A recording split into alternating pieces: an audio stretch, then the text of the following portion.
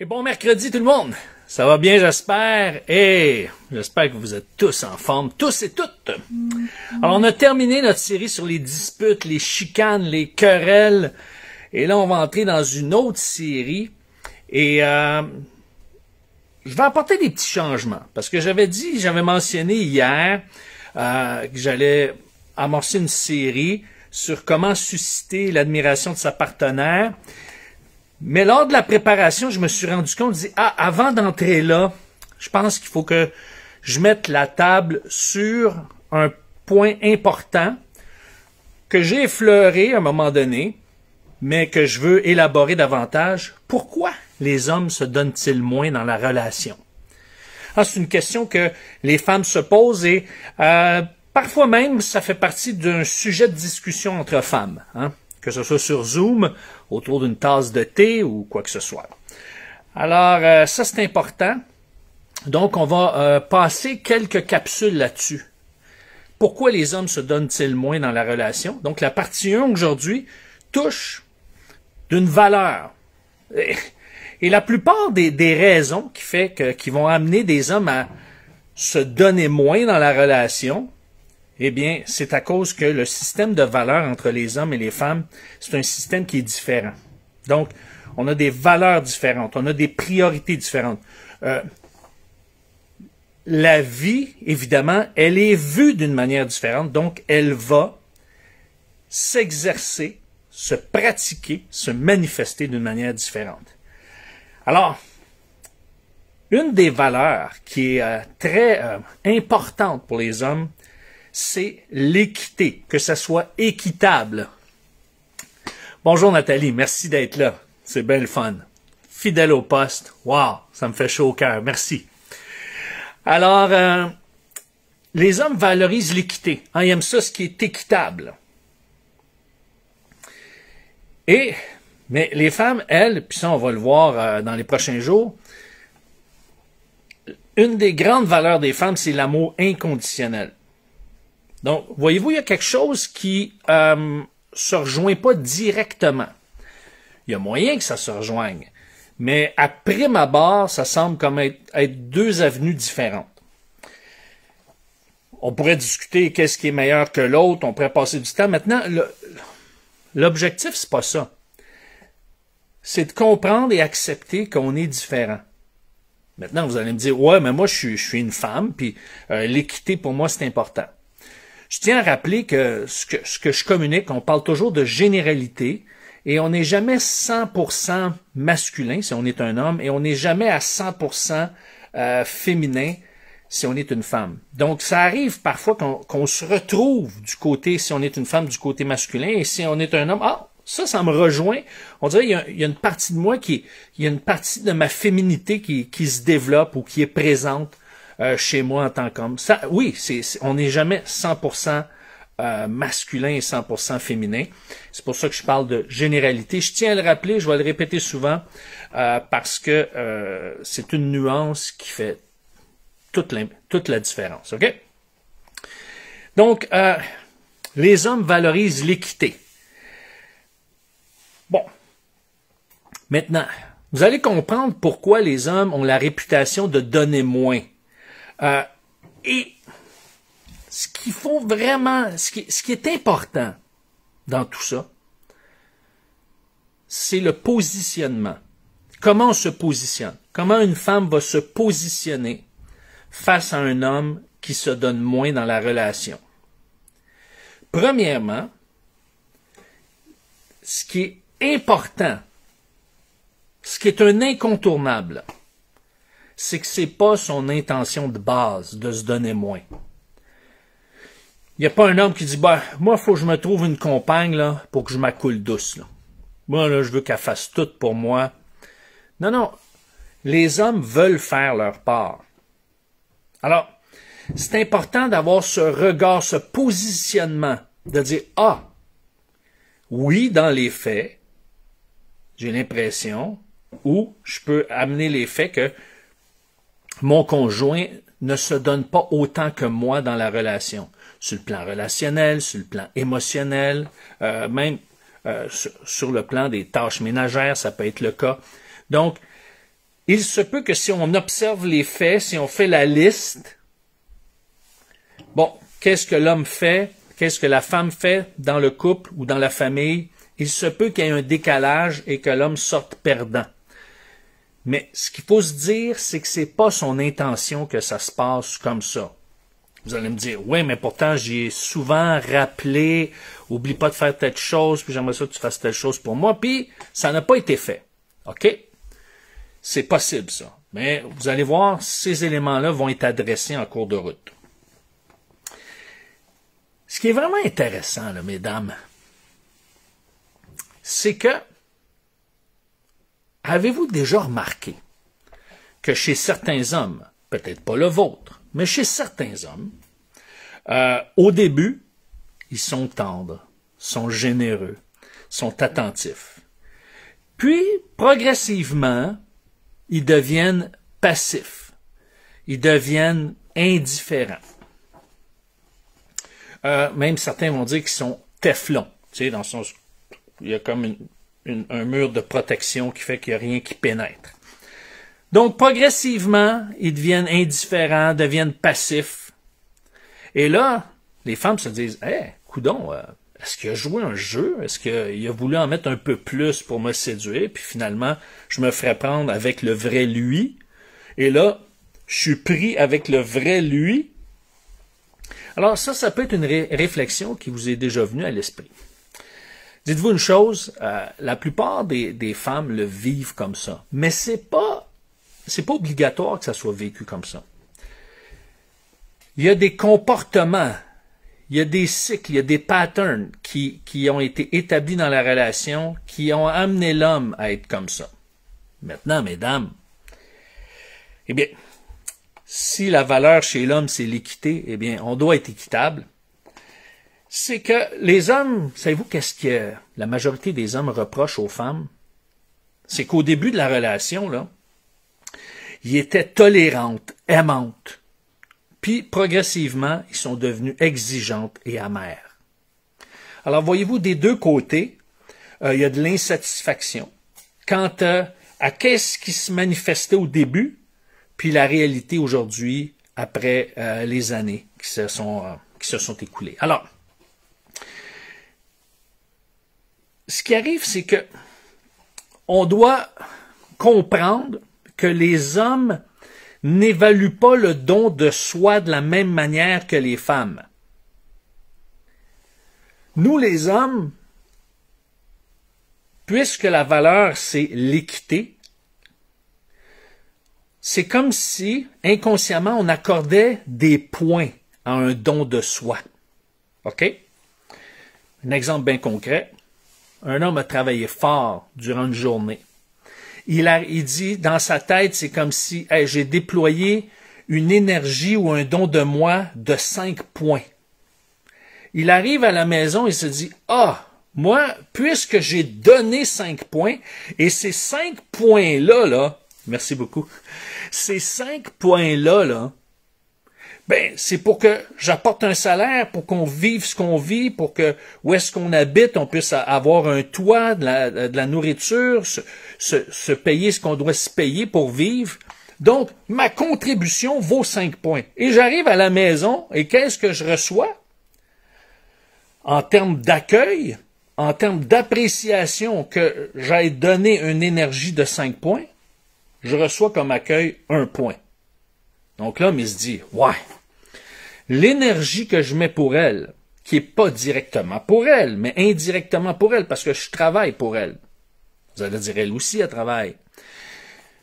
Mais si, par exemple, j'arrive plus épuisé qu'elle, mais elle a le goût de parler, même si elle n'est pas aussi épuisée que moi je me dis, hey, il y a quelque chose qui marche pas, là. Là, c'est moi qui donne plus. C'est toujours dans la perception. C'est toujours de quel côté on se range. Voyez-vous? Donc, un homme, lui, évalue ça en points. Mais une femme n'évalue pas ça en points. C'est ça la différence. C'est que chaque chose qu'elle fait, c'est pour le bien de l'autre. C'est pas en points. C'est pas en quantité. Et chaque chose que son conjoint va faire pour elle, c'est pas en points. Comme je l'ai déjà mentionné, il y avait un conférencier qui avait pris conscience que, je pense que c'est un de ses clients, que lui avait fait des heures supplémentaires pour payer un voyage à Hawaï à sa femme parce qu'elle désirait aller à Hawaï. Puis il s'est dit, hey, je vais être bon pour 2 mois avec ça, avec toute l'énergie que j'ai mis pour l'amener à Hawaï. Puis, le lendemain, au retour, il sentait que sa femme avait autant besoin qu'avant. Puis là, il s'est dit, ben voyons donc, j'ai payé un voyage à Hawaï. Nous, parce que nous, les hommes, on évalue le don de soi d'une manière différente. Nous, on est quantitatif. Les femmes sont qualitatifs. Donc, chaque attention, que ce soit une grosse attention, une attention coûteuse ou une petite délicatesse, c'est tout un point. C'est pas...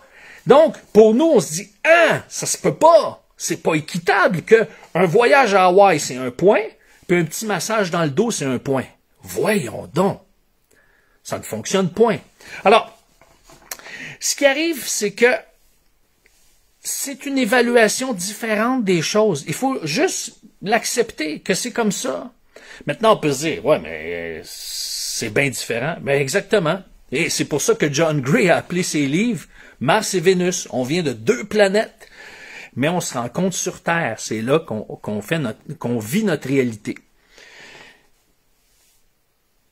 Ce qui est important, c'est que pour éviter de la rancœur, parce que c'est pas ça qu'on veut, parce que si on s'attend à ce que l'autre agisse comme nous on veut, sans en parler, sans pouvoir se sentir comprise, par exemple pour une femme, ou acceptée pour un homme, eh bien, inévitablement, ça va créer de la rancœur et éventuellement de la distance, et l'indifférence va être de part et d'autre. Et qu'est-ce qui arrive? On vit comme des colocataires.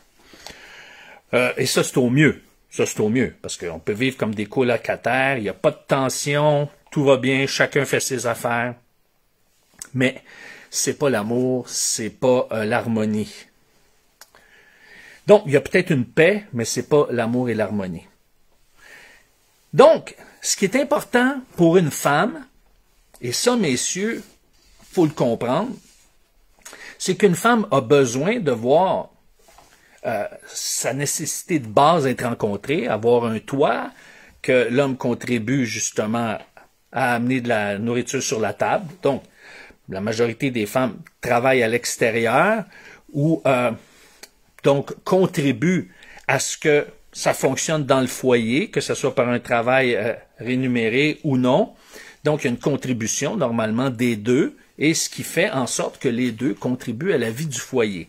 Mais maintenant, ce n'est pas seulement que l'homme contribue à ce que les besoins essentiels soient rencontrés, du moins dans sa part de responsabilité puis d'engagement pour que ces besoins soient rencontrés. Mais ce qu'une femme a besoin aussi, c'est de petites attentions, mais régulières. C'est ça qui va faire toute la différence. Et parce que l'homme ne le voit en termes de quantitatif, perd de vue ces petits besoins journaliers qui font en sorte qu'une femme se sent comme une reine. Se sent comme j'ai de la valeur pour lui. Et nous, les hommes, tant qu'on n'en prend pas conscience, il y a 2 choses qui arrivent. 1, notre épouse perd de l'éclat, perd de la vitalité, perd son côté pétillant. Et nous, à ce moment-là, ben, on devient malheureux parce qu'on se dit, hey, j'ai plus d'impact sur elle, j'ai pas l'impression que je la rends heureuse. Alors, ce qu'il faut comprendre, mesdames, parce que une femme peut avoir une contribution dans le fait qu'un homme va se donner davantage, va se donner dans la relation. Il y a toujours une part des deux. Maintenant, mesdames, vous pouvez être une plus-value. Vous pouvez contribuer à ce que votre conjoint, votre partenaire se donne davantage. Il faut se rappeler que les hommes ne sont pas portés naturellement à manifester des petites attentions. Je donne un exemple. Notre adjointe au bureau avait pris des congés, avait accumulé des heures supplémentaires, donc elle les a pris en congé. Et là, elle revient. Nous, on est autour de la table. Puis là, on se dit, on commence par parler, dire, ben ouais, y a-tu quelqu'un qui a fait le café? On est 4 hommes. OK. Non. Là, quelqu'un allume, dit, notre adjointe va arriver dans quelques minutes. Est-ce qu'on pourrait y préparer un café, quelque chose, pour lui signaler? Et puis là, on réalise, si ça avait été un de nous qui n'avait pas été là, puis elle aurait été là, on aurait décoré avec des ballons la pièce. C'est féminin, ça. Mais nous, on est des gars, on y a pas pensé, c'est pas direct. Puis là, je suis là, les gars, OK, donnez-moi la commande, je vais aller chercher des cafés pour tout le monde. Puis, je suis allé après ça au magasin du dollar qui était à côté du café. J'ai acheté des ballons pour la prochaine fois parce que là, je savais qu'elle allait arriver. Je sais pas pour les... Mais j'ai acheté des petites flûtes. Pour dire au moins, dire, OK, quand tu prends ta gorgée, là, on célèbre. Pour faire un petit quelque chose. Mais voyez-vous, pour nous, les hommes, c'est pas spontané. Mais c'est une petite délicatesse que toutes les femmes auraient pensé. On met des petits ballons ou un petit mot bienvenue ou quelque chose, tu sais. Il y aurait une petite attention parce que ça fait quelques semaines qu'elle n'était pas là. Alors, voyez-vous, c'est pas naturel chez nous, les hommes, de penser aux petites attentions. Faut se le rappeler. C'est une seconde nature qui se développe, mais qui est pas spontanée. Alors, maintenant, ce qu'il faut dire que c'est pas parce que c'est pas spontané puis qu'il ne le manifeste pas, qu'il ne vous aime pas, mesdames. Parce que souvent les hommes sont convaincus que je fais tout pour la satisfaire, mais je vois pas de résultat. Donc, peut-être que tout ce que tu fais est important, mais il y a peut-être des petites attentions qui vont faire toute la différence, tu sais. Et ça, on va le voir ensemble. Je vais vous donner des exemples concrets dans les prochaines capsules, là, messieurs, pour avoir des exemples concrets. Puis vous allez pouvoir discuter avec votre partenaire pour savoir, parmi ces exemples concrets-là, qu'est-ce qui te satisfait le plus, toi? Parce que la connexion le geste, l'attention qui touche, c'est quand c'est en connexion avec la personne, avec ce que la personne aime. Donc, mesdames, ça je le répète souvent, mais c'est important, apprenez à lui exprimer vos désirs, vos besoins, vos attentes comme un souhait et félicitez-le quand il le fait. Et si c'est pas tout à fait bien fait, sortez pas la liste de critiques, faites juste féliciter l'effort. Dites, merci pour l'effort, tu as mis de l'effort, je le vois, merci beaucoup. Pas, la prochaine fois, non. Pas la prochaine fois, non. Plus tard, dans une autre conversation, dit, tu sais, là, quand tu m'as amené un gâteau, là, j'ai vraiment été touché. Peut-être, 2-3 semaines plus tard, j'ai été touché pour le gâteau. Mais c'est-tu lequel que je préfère? Tu sais, dites pas, moi, j'aime pas ça, celui au chocolat. C'est celui que je préfère, c'est celui à l'érable, par exemple. OK? Alors, c'est pour pas qu'il se disqualifie puis dit, bon, ça y est, je suis pas capable de la satisfaire. C'est simplement dans ce sens-là. Et là, il va être encouragé, il dit, j'ai ma récompense. Comme ça a souvent été illustré, c'est comme un dauphin qui attend le poisson. T'sais. Ne pas attendre d'être au bout du rouleau lorsque le score est inégal. Lorsque vous, mesdames, vous vous donnez à fond, puis vous semblez pas recevoir les petites attentions qui vous donneraient de l'énergie, mais pas attendre que vous vous êtes donné, puis là, vous n'êtes plus capable. Essayez au fur et à mesure de demander. Il y a certaines... Ce que John Gray suggère, c'est d'avoir sa période de génie dans la bouteille. Ça veut dire quoi? Ça veut dire que pour cette période de temps, commencez par une petite période d'une demi-heure, d'une heure. Je peux te demander 3 choses que tu vas faire pour moi. Tu sais, ça peut être changer les ampoules, me faire un petit massage de pied, je sais pas moi, préparer mon café préféré. J'ai le droit pour cette période-là de te demander 3 choses. Tu es à mon service, OK? T'es mon esclave de bonheur pour ce moment-là. Tu sais, ça peut être ça, quelque chose comme ça. Alors, osez lui faire confiance, qu'il désire vous plaire, c'est juste qu'il ne sait pas comment. N'oubliez pas, mesdames, un homme a de la difficulté à deviner, à anticiper les besoins d'une femme. Donc, osez croire qu'il veut contribuer à votre bonheur, mais il ne sait pas comment. Donc, pour qu'il donne plus, demandez plus. Demandez comme un souhait, comme un désir, comme quelque chose qui vous ferait du bien. Donnez une date d'expiration. Et donnez suffisamment de détails pour pas être déçu, mais pas trop pour qu'à un moment donné, ils se disent, hey, là, elle est exigeante. Là. Voyez-vous, il y a un équilibre. Et ça prend un erreur. Vaut mieux en donner moins, puis éventuellement en donner un petit peu plus, que d'en donner trop pour qu'ils se disent « Ah non, c'est trop compliqué. » là. Okay? Oubliez pas, vous faites affaire à un homme. Faites-lui sentir sincèrement qu'il est votre héros quand il le fait. Félicitez l'effort, mais sans rien ajouter. Et vous allez voir que l'accoutumance croît avec l'usage. Okay? Plus qu'il va voir, il va connaître ce que vous aimez. Il va voir l'effet direct sur vous, un sourire, un regard pétillant. Et en plus, des remerciements, de l'appréciation, une manifestation d'appréciation, de gratitude. Il va flotter, puis il va avoir le goût de le refaire, croyez-moi. Alors demain, mesdames, demain, on continue avec pourquoi les hommes se donnent-ils moins dans la relation. Là, ça va être partie 2, parce que les femmes sont différentes, on le sait. Elles valorisent l'amour inconditionnel. Aujourd'hui, on a vu que les hommes valorisent l'équité, et demain, on va voir qu'une des raisons pour laquelle les femmes ont l'impression que les hommes se donnent moins, ou souvent constatent que les hommes se donnent moins dans la relation, c'est parce qu'elles valorisent davantage l'amour inconditionnel que l'équité. Sur ce, je vous souhaite un bon mercredi. Merci à tous ceux qui étaient là. Ça fut bien agréable de vous avoir présent avec moi et à tous ceux qui sont justement en différé. Merci. N'oubliez pas ce soir, les secrets de la passion. On termine la série du mois de l'amour avec les secrets de la passion. Oh! Avant qu'on se quitte, Nathalie, merci de tes bons conseils, Eric. Ce sont assurément de bonnes semences. Tôt ou tard, elles germeront et iront jusqu'à porter du fruit dans la vie de quelques-uns, en ligne ou en différé. Merci beaucoup. Très apprécié, Nathalie Ladry. Wow! Ça commence bien une journée. Un beau petit mot d'encouragement comme ça. Sur ce, tout le monde, ciao!